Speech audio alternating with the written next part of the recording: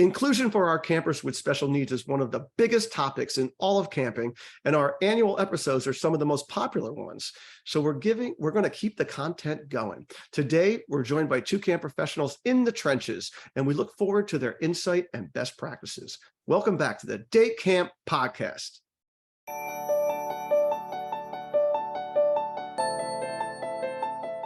Welcome back to the Day Camp Pod. I'm Andy Pritikin, Director of Liberty Lake in the Philly Burbs of New Jersey. I'm Sam Thompson from Crystal Lake Park District, Crystal Lake, Illinois. And we are joined today by two young ladies who are camp professionals in the Midwest. Is that fair to say? You guys call yourself Midwesterners? Yes. Yes. Okay. From Sam's time zone, which is why I've been sitting on Zoom here for an hour waiting for you guys to come on, because I thought 10:30, I'm a typical New Yorker kind of guy. So anyway, we're here, we're ready to rock, and I'd love for them to introduce yourself. So Lydia, alphabetically, you get to go first. Tell us about yourself and your program. Yeah, thank you so much, Andy and Sam, for having me today. I'm very excited to be here. My name is Lydia, and I'm the camp director at Easterseals Central Illinois, Timber Pointe Outdoor Center. I was just chatting with Mia before we started that I actually started my camp journey as a counselor at NISRA up in Northern Illinois. So it's kind of come full circle for me. But I first fell in love with working with this population back in high school. I joined the life skills gym class, in all honesty, to get out of regular gym class. So I was a life skills leader. And I just remember my first day working with those students, I just knew that this was who I wanted to work with in some way, shape, or form. Never did I think it was going to be full-time camping. So I actually, when I graduated college, I worked as a special education teacher for a couple of years at first before I was offered a full-time role at camp. So during college, worked summers at a camp down in Florida that served a similar population, and just kind of, worked my way up through different positions. And then 3 years ago, moved up to Central Illinois as the program manager for Timber Pointe, and became the director about a year ago. So yeah, that's kind of a little bit about me. That's really cool. So this all started with you trying to get out of regular gym class. It's true. It's true. How hilarious. That was high school? That was high school. Yeah. Oh my God. You never know where life takes you. That is so awesome. And just a little bit to a lot of our listeners are not in the world of special needs and such. Can you just talk about Easterseals, the program itself, because it's everywhere. We see it everywhere, and just give some insight on that, please. Absolutely. So Easterseals is a national organization. Easterseals Central Illinois is, our branch, and we have a couple different service centers that provide physical therapy, occupational therapy, speech therapy, and applied behavioral analysis.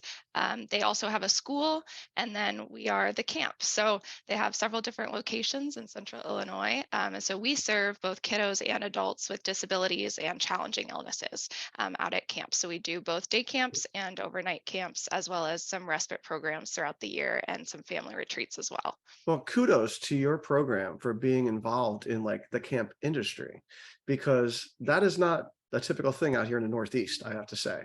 And it really should be, because I think that we have a lot we can learn from each other. So that's super duper. Illinois is all about the nonprofits and yeah, a little bit different. You guys are a great model for integrating that kind of thing. No doubt about it. All right, Lydia, how was school different? Teaching it with working with special needs in school different than camp? Just like one example. Yeah, I think, when we're talking about kiddos with disabilities and neurodivergences, for a lot of them, school equals pressure, and obviously that's super individual to their experience, and it depends on many factors like the supports they have in place and their peer interactions. But for a lot of our campers, camp is a space where they can feel really good about who they are and about what they can do. It's this non-linear approach. A lot of our campers access the world a little differently. They have less common learning styles. So, they access it through sights and sounds and use of their bodies. And camp is the perfect space for that. It's a space where they can just breathe and be and become. And so the type of learning is different. We're focusing on life skills versus, more academic skills. But yeah, I know for myself, I worked with students both at school and at camp. And this is what I talk to special education teachers about. I would see a lot of regression from students during the summer. But when students were going to camp or going to some sort of structured program, I would see that a lot less. And also just their confidence, and their excitement about camp and about, again, how camp made them feel. That is terrific. That is definitely how we all feel. It's nice to hear it put into words. All right, Mia, welcome. Tell us about yourself. Hi, yes, Hey. I'm so happy to be here. So my name's Mia Ross. I am the manager of inclusion over at NISRA, which stands for Northern Illinois Special Recreation Association. Wow. So it's kind of a mouthful, but special recreation associations are actually only unique to Illinois, which is a fun fact. No other state has special recreation associations, so I'm very lucky to be a part of it. And I actually work really closely with Sam over at Crystal Lake Park District, since she's my inclusion contact. But my journey, I actually, just like you all, I kind of stumbled upon working in this field and doing therapeutic recreation. In college, I actually thought I wanted to be an occupational therapist. But life always has a plan, and it just didn't work out. And that's how I kind of stumbled into therapeutic recreation. And from there, I actually worked at Misericordia for a little while, which is a residential facility. So I kind of got my insight on those private instead of more community recreation. And then I moved on to West Suburban Special Recreation. So similar to Northern Illinois, but just the western suburbs. So I was there for 2 years, and that's where I learned about inclusion. I had a manager that was just kind of taught me all the ropes and just fell in love with it. And now to present day, I oversee this department, and it's something that is so near and dear to my heart. And I couldn't even imagine doing anything different, working in inclusion. So Mia, you handle 17 different park districts? 13. So 13. 13 member Still districts. a lot. Holy Yes. crow. And yeah, so I'm all over the place. And we are the largest land mass SRA in Illinois too. So we do cover a lot of ground in Northern Illinois. Spectacular. You had mentioned that at your work, you created a behavior team. I think that's Yes. something that's really exciting that other people can model. If you want to explain that. Yeah, absolutely. I just noticed there was such a trend, even post-COVID, of an increase in behaviors, not even for new participants, just for, even for pre-existing participants that we had within our programs, behaviors that they've never had before. So we really, I was thinking about this with my inclusion and our NISRA participants, and thought that, we should form a team of experienced professionals that understand, behaviors, have triggers, how we can put in strategies in place. And that's exactly what we did. So we all kind of came together. We came up with a policy. And then as kind of, we all have incident and accident reports that sometimes unfortunately come in from camp or different programs. We started kind of keeping track of those and looking at those behaviors and then implementing strategies to help those participants. Like, for example, I have this participant who loves like Shakira, Beyonce. We knew he loved all these like pop stars. So we made him a reward chart, like to that he can earn, like a Beyonce, a Shakira. And like since then he just like loves it, and it really focuses on those good behaviors, and now he's doing amazing within our programs. So it's just a fun team to kind of be proactive and help implement supports to help those participants who may experience some behaviors. So yeah. So you don't have to be all alone. You've Oh, got that no. support to make decisions. Yeah, Right. and and we have a team, so people who may work closely with another participant or understand maybe them better, or work, have that good relationship with them, they can give that input as well, and help kind of come up with strategies. So I'm definitely not alone. But yeah, it was something that I just thought, we needed to start implementing because of that post-COVID, everyone was kind of developmentally behind, not even just the kids with disabilities, but all kids socially. So it was just a way to kind of get in front of that and be proactive. Right. So this is an area where it's private camp people are super jealous of what can happen, like in the not-for-profit world and the municipal world, where you create these unbelievable. You guys are doing like advertisement for the state of Illinois, by the way. You should share this with them when it's over. I mean, Yeah. seriously. But for most camps that are sort of in silos in some way, not part of a big Easterseals thing, not part of this big, Northern Illinois, like whatever thing, right? Mhm. I think that they struggle a lot trying to figure out what kind of support teams they can put in place, So, and if you only have a handful of kids, then it's like, well, do we really commit to that kind of thing? Versus if we have, like, my camp could have 100 kids over the course of the summer, Right. where we say, screw it, we're doing it. We're going to have special ed teachers working for us, part-time throughout the entire year, doing intakes and all those kind of things. But in the end, like, the rubber hits the road is that here we have a situation with a kid, and it was totally unanticipated. And the people that are the frontline people, hands-on, don't have the tools. And the next level up, the administrators, who might just be like regular school teachers, English teachers, fourth grade teachers, phys ed teachers, they too don't have that kind of training. So what I want to talk about is how can we put things in place for these camps? Like, where do we start for them? Right? That's what people, when they listen to these podcasts, are like, okay, so now what do I do? How do I start? Mhm. And I could just tell you, like, our little quick, story is that, yeah, we decided like this, we lucked out and found a woman that had just retired from being a special ed teacher. So fortunately, she had the time and the bandwidth to be able to handle that, because that's another thing. If you're just dealing with people and this is their side hustle and they work full days in school with an assortment of challenges, they're a little shot by the end of the day too. To be able to get those people to do that, but they will, because you special ed people are like a breed of your own. You guys are like angels on earth with these unbelievable motors. So I'm not going to sell you short, but we constructed an intake system where every time somebody applies for camp as a camper application, they click a thing that says, does your child have a 504 plan? Does your child have an IEP? And then from that, it opens up a whole new section of our website, of the application, that allows them to put in all particular things. That information goes to our inclusion director, and she examines it. She reaches out to the family. She decides if they even need an intake at all. It might just be a speech delay. Who the heck knows, right? And then if we have intakes, which we have constantly, we bring in 2 people, one, because we talk to them all together, and then we break the kid off.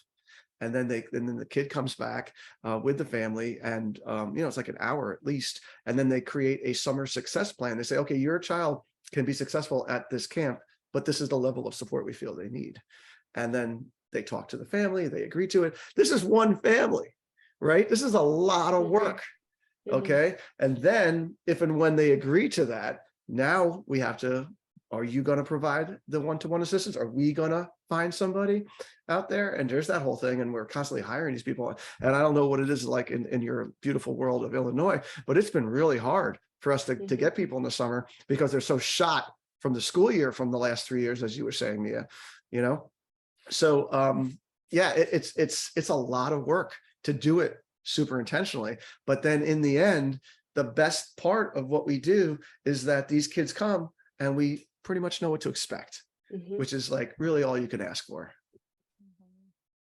And it ends up enhancing the program, because that's one of the most beautiful parts of our inclusive day camp, is the friendships and the relationships that form, because now Sure. they're interacting and developing relationships with individuals that they might not interact with at school. And I think, for a lot of camps, the number one field we see in staff, right, as far as majors go, is education. Not necessarily special education, but education. And schools are moving towards more and more inclusive classrooms. And so the likelihood that they're going to get kiddos in their classroom with, neuro differences or disabilities is really high. So I think, exposing the staff to that and explaining the staff to that, as far as, this is going to help you in your future as well, because you're going to know how to interact with these students that come through your classroom. And these staff you're talking about, if they're talking about, you know, older teenagers, younger people in their 20s, they all grew up in inclusive situations at this point, right? They've all seen it. It's been part of their upbringing. It's been part of education, right? These kids have not been separated. So I think they're welcoming that. And I think we're about to get to the point, Sam, where we're getting to parents who are going to be like, yeah, this is a normal thing too. And they're going to be expecting this. And, you know, one thing I always say on these inclusion podcasts is at the end of the summer, I get just as many love letters and emails from the parents of the neurotypical kids saying what an amazing experience it was for their kid to be in a situation where they were helping these kids out and making friends with them and all.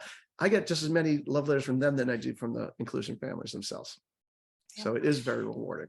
And Oh, absolutely. yeah, I don't hire anyone that isn't, you know, I ask those questions during the interview. Are you comfortable? You know, how do you feel Right. about inclusion? Because I don't want anyone working for me anymore that doesn't have an openness to the idea. Yeah. So Yeah, that's the thing. We frame it in our orientation. We say it all the time because we do have specific inclusion staff, but we don't want people seeing it that way. We say you are all inclusion staff. We are all on the inclusion team here. Absolutely. And that's kind of similar to what we do too, where like when you were talking about your intake process, like Sam actually sends me an inclusion service request form that gives me permission to reach out to the families. And then I do this in-depth assessment, just like you said, like all that prep work to gather that information. And then I provide those recommendations and supports to Sam. But, you know, even if that participant has a one-on-one inclusion aid, I also make sure that every staff at that site, you know, knows how to work with that participant, because if that aid wasn't there, or if you know, something happens, anyone is able to kind of step in and make that participant feel fully included within that program, and not just, you know, because the aid showed up today, or you know, just because they have that support because of the aid. It's that, you know, anyone in that program could work with that participant, and I think that is what true inclusion is. And you know, I think it truly shows. I think at the end of the summers, we have a lot of participants who say they feel welcome, they feel supported, their needs were met. And like you said, yes, it's a lot of prep work in the beginning and, you know, getting to know what supports help that participant. But once those are implemented and staff are trained and feel confident in their skills to implement those techniques and strategies, you know, the camp just flows beautifully. And that's how, you know, I feel like all settings should be like, right? yeah, Everything should be very inclusive and Yeah. welcomed. I And mean, if you look at any supported. camp's materials website, it's all this Yeah. great, inclusive, beautiful language, right? This should all just be part of their mission.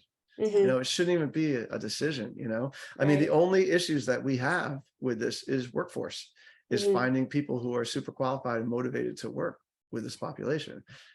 Yeah. you don't want your inclusion aides feeling like they're in a silo all by themselves. Right.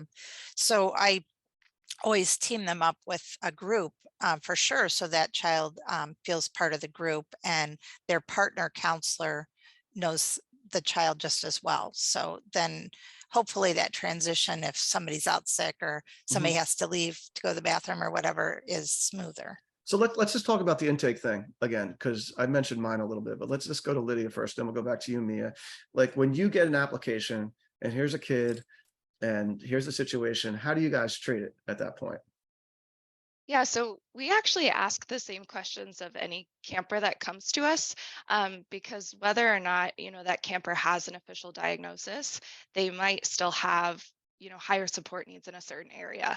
And so when we talk about sensory needs, for example, you know, all of us, right, are kind of on the spectrum, and we all have slight sensory differences. And then some campers have, you know, more extreme sensory differences or need more support with those areas.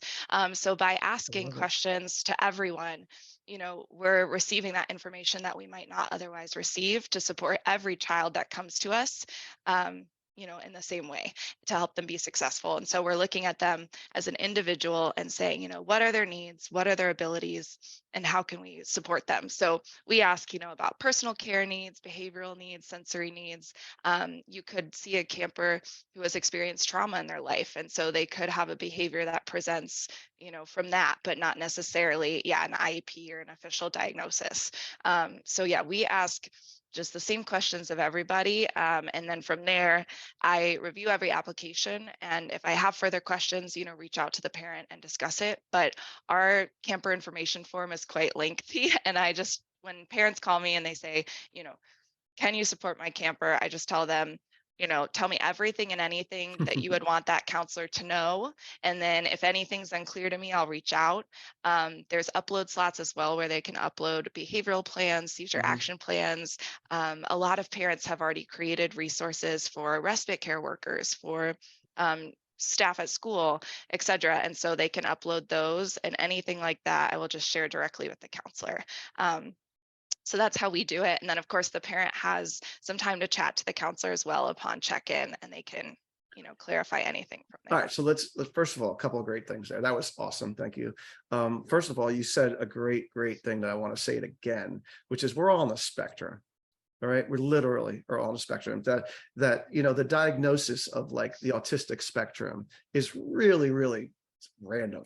It's this wide ranging thing of stuff, and if you hit enough markers, all of a sudden you become classified, right? And like me, like I was in a rock band for many years. I have trouble hearing, like in crowded situations. Like I'm on the spectrum as far as that goes. We all have our issues. So I just think that's a wonderful way to frame it for people who think that everything is they are they and we are we kind of thing, because it's not. We all have, Yeah. needs. And that's why I think this is where I'm just going to make a really important, language note in terms of people are very used to using labels such as high functioning and low functioning, right? That language is now very outdated, right? And so when we talk about that, we want to use support needs, because one camper might be quote unquote high functioning in this area, but quote unquote low functioning in this area. So by just labeling someone as high or low functioning, we are just putting them in a box, right? Yeah. But by saying they have, higher support needs with personal care, then we're not only not boxing them in, but we're also making that conversation about what can we do to support you. Rather than, just kind of labeling them and leaving it as that. We're looking at what supports can we provide for your needs. So the other thing I want to say, so now you get all this information. Okay. You've got, the pages and pages of the things they uploaded and the things they filled out and all that kind of stuff. Then what? It's not like you just then hit a checkbox and they show up the first day of camp, right? Then what? Right. So for us, I think the biggest thing is you can have all the tools in the world. And when we start chatting about certain tools, I'll share a few that we use, but the biggest thing is going to be staff training, right? And training staff on when they read this camper information form, right? What things are sticking out to them when they read about a certain sensory need or certain behavioral need? Like, what are they going to start thinking about? Because by giving that to them ahead of time, they're reviewing it and they're already starting to think about how can I support this camper? But the biggest element of that is just training them and going through those forms and saying, when you see this, this is what we might want to think about. This is what we might want to introduce as a tool or a strategy. So I think it's all in staff training, but also just all in unconditional regard and support for the person in front of you. Because like you said, we all have different needs. And so it's looking at the person in front of you and saying, what do you need? How can I support you? So what I was trying to get, that's great. That's true. We're going to talk more about staff stuff, no doubt about it. What I was saying is that this is a parent that filled this out. Okay. This is a parent that wants to send their kids to your camp. Okay. Right. And yes, there are parents that are really honest and really transparent, and that's wonderful. But there is a lot of parents that want to get their kids into your damn camp. Yes. Okay. So how do you sort of sort that? And how do you sort of get to the bottom of what the real things are? Because they may just be giving you surface level information. Right. There's two things with that too, Andy. One, you have parents who have had a bad experience somewhere else and are afraid to say anything. Or didn't get into the last thing because they disclosed too many things. Right. Or they don't understand our environment. So they don't really understand how their child is going to be in a group of 125 kids, overall, the noise level and all that. They're not picturing how they're going to function in our environment. So we're trying to marriage what we know about our environment and what usually triggers people in our environment and what they know about how their child is at home and figure out how to come to the middle. Right, Right. So Mia? my question, Lydia, is that do you guys meet these kids? Do you talk to them? Do you Zoom with them? Do you do anything like that? Ahead of time, no. Because this is our, specialty, Mm. then we see different diagnoses every So you're day. just like throw it at us. We don't really, So, we well, won't be able so to handle it. I mean, so the parent actually gets to select the ratio. That's one of the first questions, is where we Well, that's break down interesting. the ratio, and we explain, this is what a 4-to-1 ratio is. This is what a 1-to-1 ratio is. So we're anywhere from a 4-to-1 ratio. So the parent actually selects that during the application process. And for a first-time camper, we are absolutely meeting that. Now, once that camper comes, we experience this a lot, right? Where it might be one way or the other. Usually it's a parent saying, my child is a 1-to-1 or 2-to-1 ratio. They show up to camp. Again, maybe that's the support level that they're at in school, but maybe at camp, we're like, your kid's thriving, they're doing awesome. And so then that's a follow-up conversation with the parent saying, hey, this is what we saw at camp. Do you feel comfortable next time, with us bumping your camper up to a 3-to-1 ratio because they were doing excellent, or vice versa. And so the parent actually does sign a waiver saying that they have, provided us with all of the information that we would need and with the correct ratio, and with the understanding that if their camper shows up and yes, they are in need of 1-to-1 support and we didn't staff for that, that's now, right, a dangerous situation, both for the camper and for our staff. So at that point, then we call the parent, we have a conversation and we say, we would love to have your child back. But next time they come, now we know that they are at a 1-to-1 ratio or 2-to-1 ratio.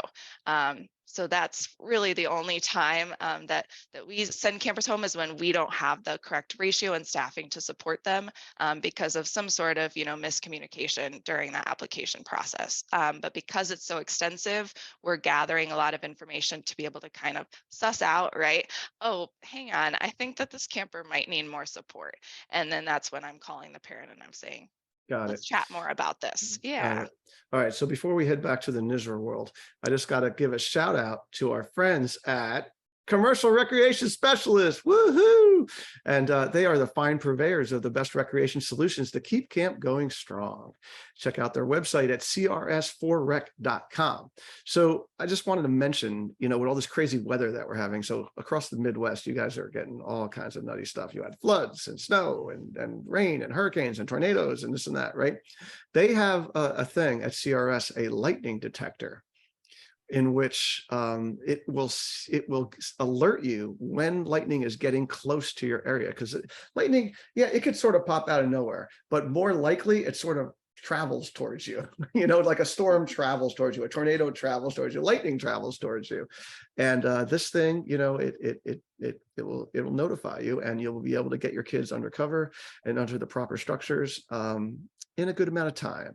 So you could check that out at crs4rec.com, because CRS is serious about fun and they're serious about safety. All right. So back to the world of NISRA. So I want to take it from, like I was saying with Lydia. So you get an application. I guess it's Sam that gets the application. Yes. Right. So take us through the process there.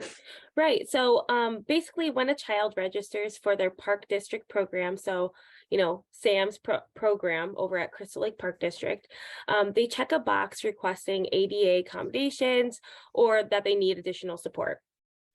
Then from there, Sam knows, okay, this participant might need some extra support.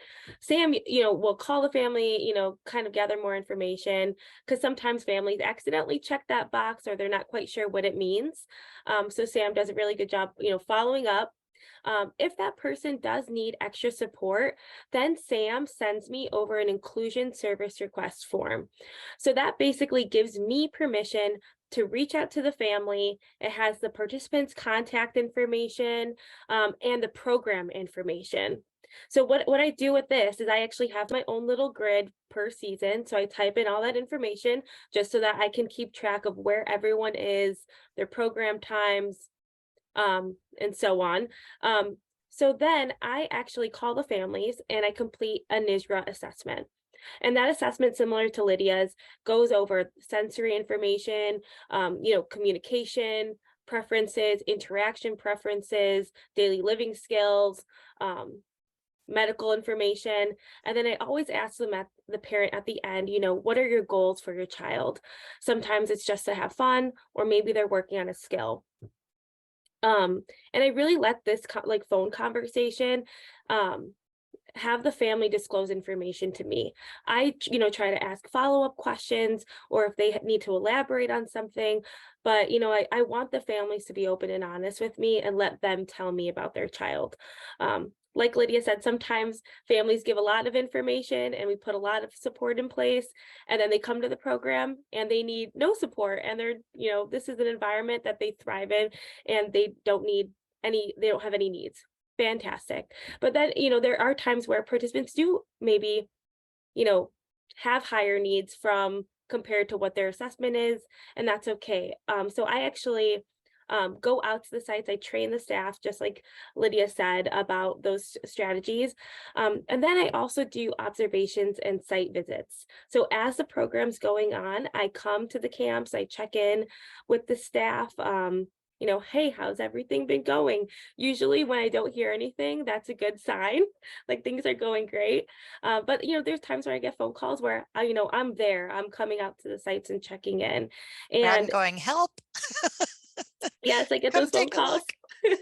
So, and then it's an ongoing process. So, that open communication with the families, SAM, the staff, and just continuing to monitor and assess as like the season goes on. But yeah, that's kind of like our whole intake process and process of inclusion. Of course, like if we need to set up like a meeting with the parents, sometimes we do that just to say, hey, is there any other strategies we can do that we haven't already been doing? Or if we need a contact, maybe like a therapist or a school teacher or outside supports, parents can disclose that information as well.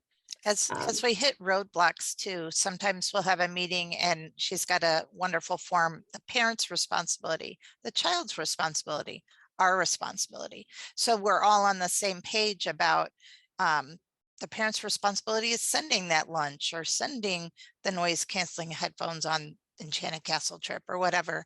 And the child's responsibility is not hitting people or, following the so behavior code of conduct. yes. Keeping hands So to self. Yeah. So it's a really ongoing process. Yeah. Like Sam said. So please, I want to get copies of these things you're talking about Yes, in our show notes, because especially the questionnaire that you use when you Yes. call people, because I think that could be very useful for camps. So in your situations with these kids, what's the fee situation? Is this all included? Doesn't matter if they need a one-on-one, it doesn't matter what the ratio is, it's just all the same? Yep, it's all Right. free. So we believe, participants with disabilities should have of course, equal access and no financial burden, as when they register for that Park District program, they're paying the same price as any other child. This is all free of cost to the family. Right. what are some resource or tools that you guys use to help during the program? What are your favorite tools? Because there's a lot of tools out there, but you guys might have the most common tools that somebody just starting would need to know, that maybe they need to have some of those on hand, or to ask a parent to also bring that. Either one of you. Yeah. So Yeah. like when a child, like I always like to have these inclusive strategies and supports at each of the sites. So I always recommend, I know it sounds so simple, but just having that schedule of the day up on the board for everyone to see. It's such a simple technique, but it really helps children process what's coming next. I know, like personally, I hate going into something and not knowing what's coming next, and same goes for our kiddos, right?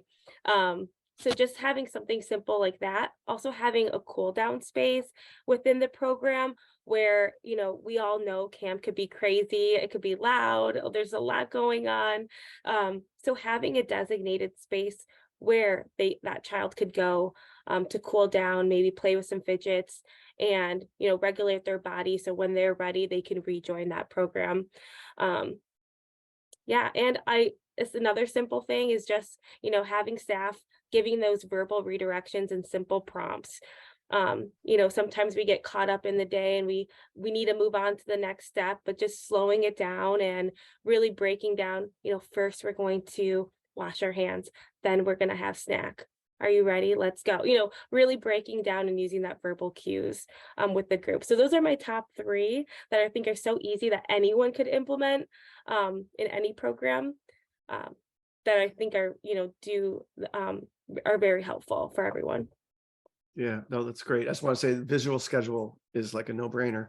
And that's something that, going back to a typical day camp situation, kids don't have schedules. They go to the counselor, they go, what's next, right? But for a kid that's got anxiety and such, or, you know, is Yeah. very, like, you know, organized, lives a very systemic life. It's really simple. And we make sure that all of our kiddos that are in this world get a visual schedule of their week.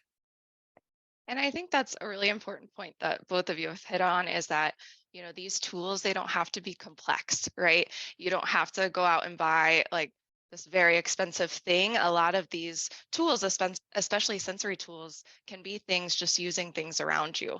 I think, you know, before I jump into like specific things, another thing that's really important for camps to consider is just their own rules as far as camp rules go, and as far as their rules during facilitating an activity and their expectations, like flexible seating. You know, do we really need everyone to be sitting down for this activity, or do we need everyone to be paying attention to the best of their ability? And for some friends at camp, that might mean standing, that might mean pacing, bouncing on a ball, right, is how they're going to best listen.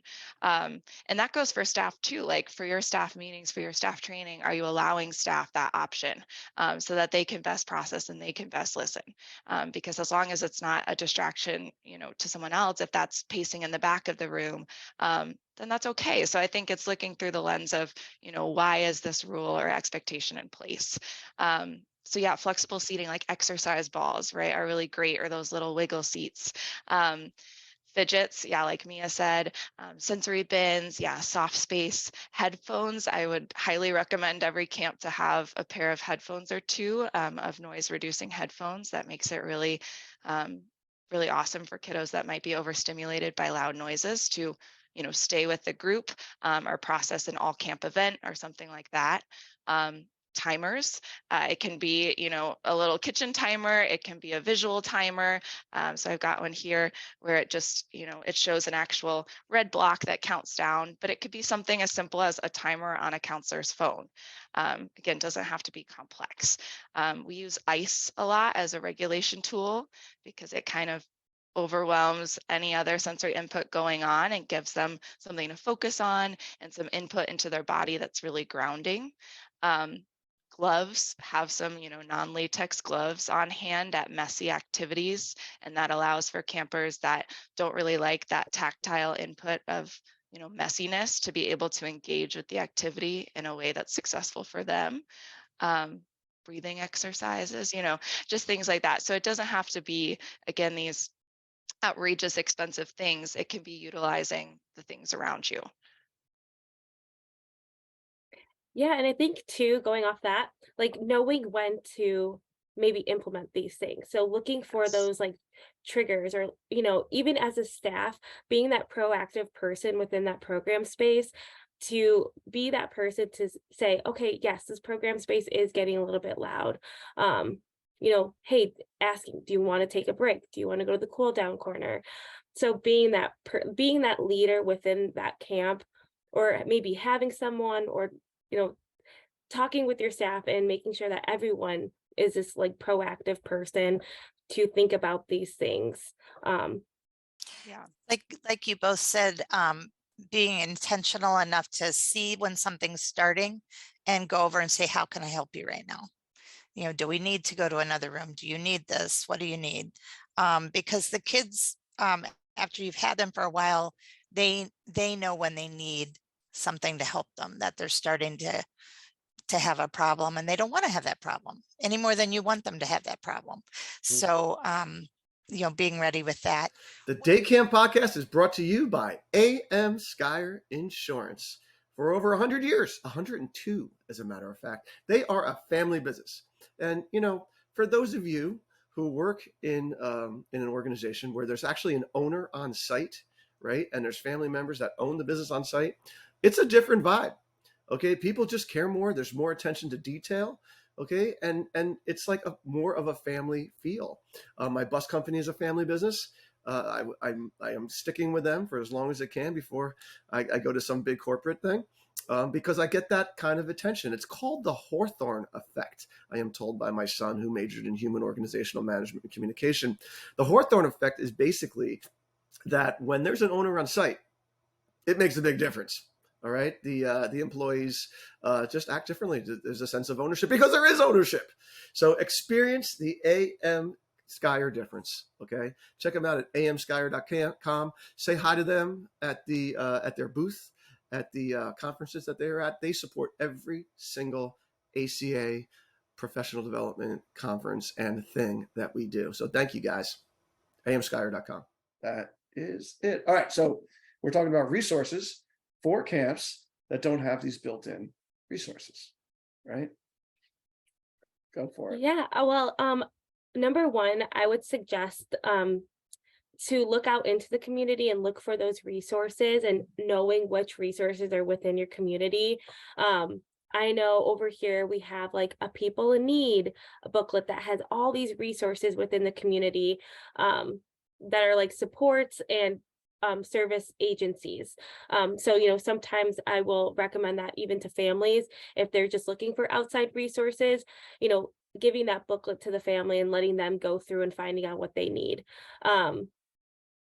Also, just getting to know what's out there, even within that park district too, maybe seeing what programs might be a better fit or programs that they're more interested in, and having the families kind of, you sending them those toolkits, but the families, go through that as well. I know it's a little bit more challenging for those agencies that don't have these supports, but I would just honestly suggest doing your research, finding out what's in your community, and don't be afraid to reach out to people, even if they're not in your community, seeing what other agencies do and trying to bring that into your own. And I think there's people out there that are willing to train you on their specialty Mhm. for free or not much cost, because they want the whole population to thrive. So Right. there's got to be some people out there somewhere that will do that for you. Yeah, and like I know even I'm doing a training for like CPAs, like Illinois financial officers, just on inclusion. It has nothing to do with camps or programming, but they just wanted to learn more about inclusion and reached out, and I was like, sure, why not? It's an hour out of my day. I'd be more than happy to go, teach other professionals more about inclusion. So yeah, I'm sure, finding those people within the community that understand inclusion or know how to implement inclusion and asking for those trainings or having an outside guest come in and speak. I think it will really help. Yeah, it's like when you go to a teacher convention, a recreation professionals convention, you'll see them there. Those people are there. They're willing to help. They're willing to come lend their support to you and direct you to resources and such like that. And yeah, part of these organizations are nonprofits, and their mission is to educate everybody on this kind of thing. So they're more than willing to jump into your programs, your staff orientations and that kind of thing. And one of the things that Mia was saying is awesome, is that she literally goes to the different sites and helps provide the support during the summer. Like that is just golden if you can get people to help do that, because Mhm. you could load people up with all this stuff during the pre-camp orientations, and it just gets overwhelming. And then when the rubber hits the road and you're dealing with these situations, that's when you need people that have techniques in behaviorist stuff. Yeah. And especially in the camp specific world, like Summer Camp Professionals Facebook page, asking a question on there. There's a specific medical and disability kindred within ACA. So looking at camps that are involved in that and, reaching out to someone from there, because the camps that are specifically focused on that, like us at Timber Pointe, that's what we want, right? We want a more inclusive world, especially in the camp world. So we are more than happy to share resources and to share strategies.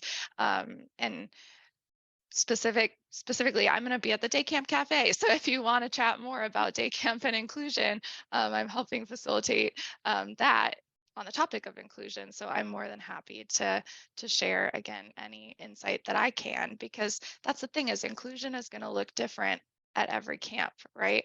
And I think, Andy, you said this in the beginning about being intentional about what you can do and what you can make work at your camp and what is maybe not going to work, right? Because the last thing you want to do is, put anyone in a situation where they're not going to be supported. Other, resources that I would recommend is on social media, following social media accounts or blogs that are actually created by individuals that identify as having a disability or identify as having a neurodivergence. A great place to start is by following accounts, searching the hashtag actually autistic, which is a really big movement for people to, again, reclaim language and just reclaim education and knowledge about disabilities from folks that have disabilities. So I think, we're so prone to just sit and talk about what we think is best, but we need to go to those individuals, right? And we need to give them a voice, and we need to listen to what they're saying and how they want to be spoken about and how they want to be supported in these environments. So social media is an That's absolutely awesome. amazing And listen, tool. if you guys can put together a list of some of these things that we can get in our show notes, that'd be really helpful to us old fogies. Because I'm on TikTok now, and I see all that stuff that's out there, and it's a lot of real good stuff that provides a lot of insight into that world. So I appreciate that.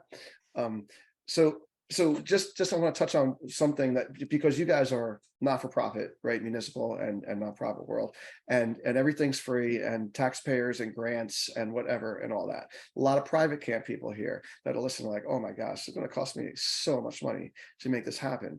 And what I tell people is that I am part of a state program in New Jersey that people apply to and we get state subsidies from it, state funding from that. Okay. And a lot of states have that kind of thing. The autistic community is very, very galvanized, and they have good lobbyists, and there is money out there for those folks. And then secondarily, if we find that a kid needs support and they're not part of that kind of thing, their parents are willing to pay a little extra in order to help pay for that staff person. It means a lot to them. I mean, as Lydia and Mia have both said, getting these kids into a camp situation environment is just so important to them for the social reasons. These kids are stuck indoors staring at screens for 99% of their lives. And then to be able to come outdoors and experience real life, really, to the parents, it's priceless, and they'll mortgage their house if they have to do it. And I'm not saying it should get to that, but there are ways for them to find those monies. There's lots of organizations out there that'll help support them for that kind of thing too, even if you have to surcharge folks for an extra staff person here and there. I wanted to ask you two guys before we wrapped up, going back to what I was saying, that most of these kids are coming from unbelievably indoor, experiences, 4-to-1 ratios, 2-to-1 ratios, all that kind of stuff. And then all of a sudden they find themselves at camp, whatever, right? With 100, 200, 300, 400, 500, whatever kids at one time. And by the way, it's mostly outdoors. Oh yeah, it's hot. Okay. And these are kids that are into patterns. Okay. And now all of a sudden you have to teach them a new pattern. What I'm getting at is that inevitably the first couple of days could be an absolute nightmare for these kids. It is just so hard for them to adjust. And then not only that, is that the people that are working with them are like, oh my gosh, I don't know if this is going to work, kind of thing. I've done this long enough now to anticipate that kind of thing and to prep people for that.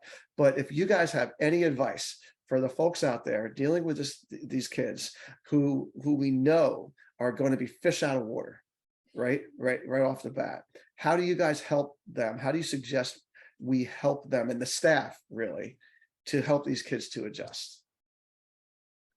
Yeah, I think over at NISRA, we definitely have those same participants that, this is their first time going into the setting, and the first week or the first couple of days could be extremely hard. So what we do is we definitely try to prep them as much as possible. So like even before they come into the program, maybe sharing that schedule with the family prior, so that, the parents or guardian could share, okay, this is the plan for today, and help ease them into the day. I also would recommend like having a lot of scheduled breaks. Like if you even start seeing this participant starting to get upset, like it's too hot outside, or we're spending 3 hours outside. Can we find a shaded area? Can we bring extra water with us? Could we go inside in the air conditioning and take a break for a little bit? Um, like finding other ways to Yeah. kind of help. I just But want to, I want to oh yeah, interject there because it's a yeah, very important point, because a lot of people listening to this are not of your world, right? And the definition of inclusion means providing the support needed for these people to be successful, right? mhm, And a lot of camps are like, oh no, we can't go into the air conditioning. We don't do that here. Oh no, we can't do extra water. Oh no, you can't leave this thing 5 minutes early, and all that kind of thing. And you got to get rid of that yes, mentality. That Yeah. is very 1950s. yep, Okay. Being fair isn't Not the being all the world. same. It's Yeah. giving them right. what they need. Right. And you have to, Yeah. even as staff, modifying your own expectations um to match that person, right? I always say, is this something that we want to struggle with, or is this something that we can put something in place and help this person? And trying to be, have that solution forward thinking. Instead of like, oh no, it's not working out, always coming up with new strategies and trying new things. If like it's always great with, like, me and Sam's partnership, because she knows, like, if they're struggling with something, she can call me, and I can come in and be like a fresh pair of eyes, or you know start coming up with new ideas too. And same for her, she comes into sites and she can think of new ideas. So asking around to other seasoned counselors, for people who have new ideas. Um, and also too, Somebody, if, oh, sorry, go for it, I Sam. was just going to say, somebody who's not emotionally involved in the situation sometimes Yes. needs to view it from the outside. Yes, So, I think that that's huge, Sam, is, realizing your own response in the situation, because kids are going to model what we're bringing into that situation. So if we are calm, right, and we're modeling emotional regulation, then that child can as well. But yeah, I think it's so important to re-examine again, yeah, your rules and your expectations, and looking at, is this just something we have in place just because we always have, or is this something that we can change and be flexible with to help a camper who might not have success in other environments have success here with us, is so crucial. And Sam, you mentioned this earlier, of instead of coming into the situation and asking what's wrong, changing your language to say, what do you need, right? Mhm. And helping that camper meet that need in whatever So way possible. Lydia, how do you prep your stakeholders on like the challenges that are going to happen on those first couple of days? Yeah, so we have a parent and camper handbook that it's quite lengthy, that we send out to parents ahead of time. And it lays out everything at camp, as well as laying out some things that they can do ahead of time to prep their camper for camp. In terms of if their camper is nervous, right, about going canoeing or something, instead of using that language, right, asking them what they're excited about, or just hearing them and repeating back, like, I understand, right? I understand that that's an unfamiliar situation. So things that parents can talk to their camper about ahead of time. Social stories are a great way for parents and campers to kind of picture themselves at camp. So making sure that you have, pictures within that handbook that where campers can see, oh, okay, Mm, that's what the lake looks like. right, That's what a bunk bed looks like, right? right. Because that's so important for them to be able to visualize that, rather than getting there and being like, oh my gosh, this isn't my bed, right? Allowing campers to bring comfort items from No, home, that's a great pillows, point. Is that blankets, things like the that. stuff that we send to the families is generally very bland, blah, written on 8.5 by 11 paper. And Mhm. yeah, whether, we have a little picture book we use for our preschoolers. Maybe we should send that to the kids with needs also, families. I think that could be very helpful. And then actual pictures of the things. I think that's great. Exactly. And one thing that I also tell the parents now, again, these kids are generally indoor kids. They're used to sitting down all day. I say, as soon as it starts getting warm out, get those kids outside, get them moving around, take walks around the block. Like, we got to get some cardio going. Like, we got to get them used to like a mosquito landing on their head, like all that kind of stuff, so that, there's so much stimuli that's going to hit them Right. on that first day. We don't want them also being just completely exhausted an hour and a half in. which happens. Mhm. Yeah. And- And having those resources available, right, in a central location like headphones, where counselors know where they Yeah. are, they can grab them, even having a checkout system if you need, because sometimes they don't make it back, or Mhm. having toolkits for your counselors, right? Again, just like you can get stuff from Dollar Tree that can be Oh, heck sensory yeah. tools. And so coming up with little kits that you give to your counselors and they just have it with them, because again, if that diagnosis isn't listed at the beginning, it could be there, right? Like you're saying, Andy, and then in the first few days, you're like, something's going on here. This child needs more support. So every counselor has it at the ready. You've talked through it during training.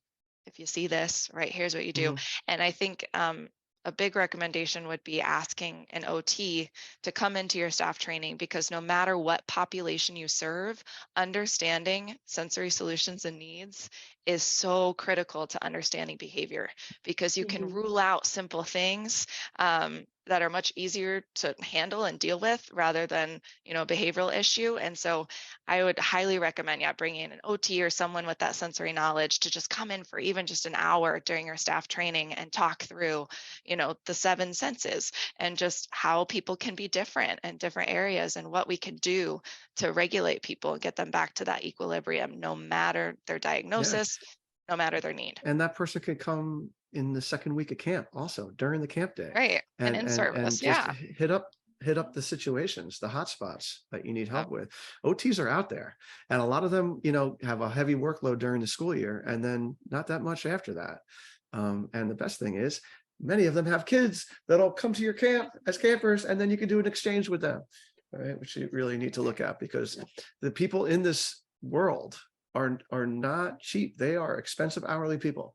They really Or are. ask an OT student. Like we've had OT Yeah. students do internships or just projects where they've come up with, a sensory resource or a Mm. sensory toolkit or a sheet that they can pass out to counselors. We've Yeah. had an OT student come in and talk about sensory needs. So, they have that knowledge as well. So, and that's giving them great experience, Yeah. Well, we've done legit internships with colleges for this. And, everybody has their little cool off place. I forgot what you called it, Mia, your cooling. Cool down corner. Well, not Is corner. that what you're talking What do you about? call your thing, Lydia? Cute. I like that. What do you call We it? just call it a safe space. Yeah, a Safe safe space? space. Or if you have a Right. sensory room, Yeah. that's great. But again, it Yeah. doesn't need We to be have the that. Harmony. We have the Yeah. Harmony hut. Oh, I Um, love that. But every camp's got their own little thing for that. And we put our OT, our occupational therapist person there.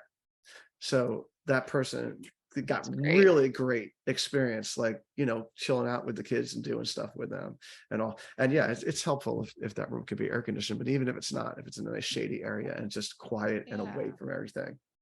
One thing, I know we're probably running pretty late, but staff that you hire that finds that they have this talent to be an inclusion person and love it.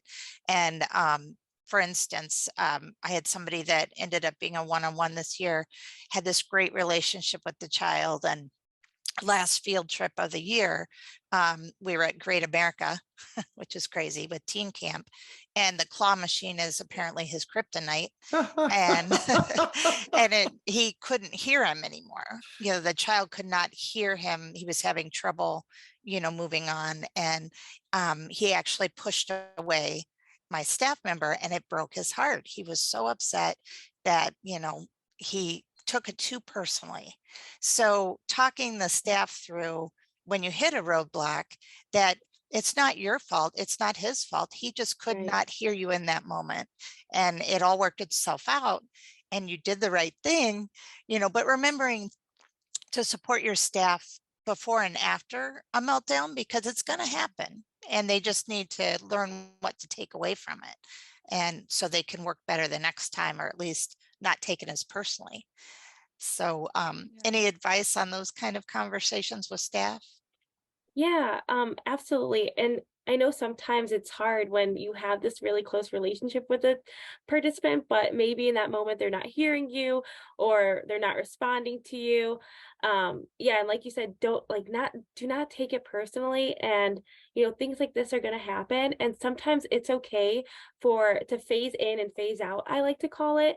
So having a new staff person coming in and you stepping out, maybe sometimes you just spend too much time with that participant in a day, and now it's just not registering. So, putting almost like your, I like to say like Tag ego team. almost, like, yeah, like putting Mhm. that aside, and it's okay to ask for help and having someone else come in and step in and take that responsibility, and then of course once they're ready, you can phase back in. Um, but like some of these situations are going to come up, and just understanding that you're doing everything that you possibly can, and not being so hard on yourself. It's not you, it's just the situation. And once we move past this, that things will go back to how they were. It doesn't lessen what relationship they've built over that summer. Right. Yeah, it is never personal, right? And I think incorporating that into your staff training in terms of when you're talking about behavior, talking about how every behavior serves a need, right? Every behavior is accessing some sort of need. And so helping the staff understand, that behavior, that push away, right? Or whatever was going on, that camper was needing something in that moment. It wasn't personal towards you. And so, yeah, taking a step back, it's like in an airplane, right? You have to put your own mask on first. If you're upset, if you're riled up, you're not going to help that situation, right? So just putting that right into the beginning or staff training, that's one of the most important things, and continuing to remind staff and process that with them after that situation. I remember the first time I dealt with that was at NISRA. Yeah. I had a 5-year-old just calling me every name in the book, right? And I had to take a moment because I took it very personally. Like when you just want to love on these campers and just provide that care and support for them, it's hard, right? When they're calling you, whatever they're calling you. Yeah, I mean, these kids, Uh, oppositional defiance disorder kids, it's it's tough. amazing So what they'll call yeah, you. use the Yeah, team, use yeah, support, tag out, yeah, phase in and out. And then you're going to be able to come back in much more Hmm. prepared to again provide that unconditional support for that camper.